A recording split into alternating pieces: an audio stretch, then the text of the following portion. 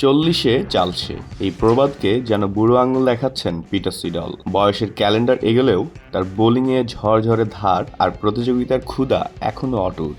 41 বছর বয়সে এসেও সেই ধারাবাহিকতার পুরস্কার হিসেবেই ইংল্যান্ডের ঘরোয়া টি-20 টুর্নামেন্ট ভাইটালিটি ব্লাস্টে ডাক পেয়েছেন এই অস্ট্রেলিয়ান পেসার। 2026 মৌসুমের জন্য তাকে দলে নিয়েছে নটিংহ্যামশায়ার। 3 মৌসুম পর আবার টি-20 ব্লাস্টের মঞ্চে ফিরছেন সিডল। এর আগে 2014 সালে নটিংহ্যামশায়ারের হয়ে কাউন্টি চ্যাম্পিয়নশিপে 37 উইকেট নিয়ে নিজের ছাপ রেখেছিলেন তিনি। এরপর 2018 থেকে 2021 সাল পর্যন্ত অ্যাসেক্সের হয়ে খেলেছেন এবং 2019 সালের শিরোপা জয়ে ছিলেন অন্যতম কারিগর। ল্যাঙ্কাশায়ার ও সমারসেটের হয়েও মাঠে নেমেছেন।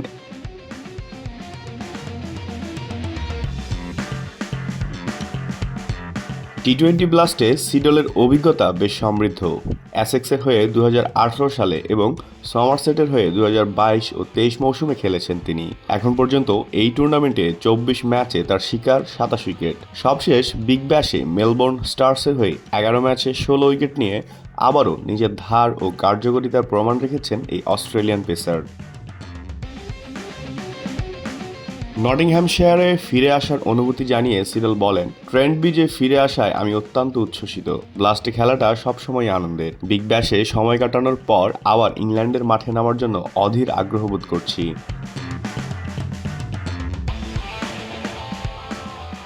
টি-20 ব্লাস্টে সিডল ছিলেন সর্ববয়সী ক্রিকেটারদের একজন। তার চেয়ে মাত্র 16 মাস বড় জেমস অ্যান্ডারসন গত মৌসুমে ল্যাঙ্কাশায়ারের হয়ে 11 ম্যাচে 20 উইকেট নিয়েছিলেন।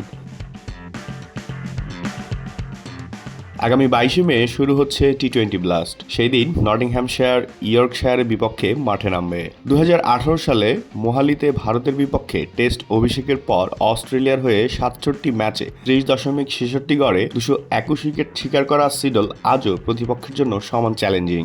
আন্তর্জাতিক ক্রিকেট থেকে সরে গেলেও মাঠে নামলেই সিডল বুঝিয়ে দেন লড়াইটা এখনো শেষ হয়নি।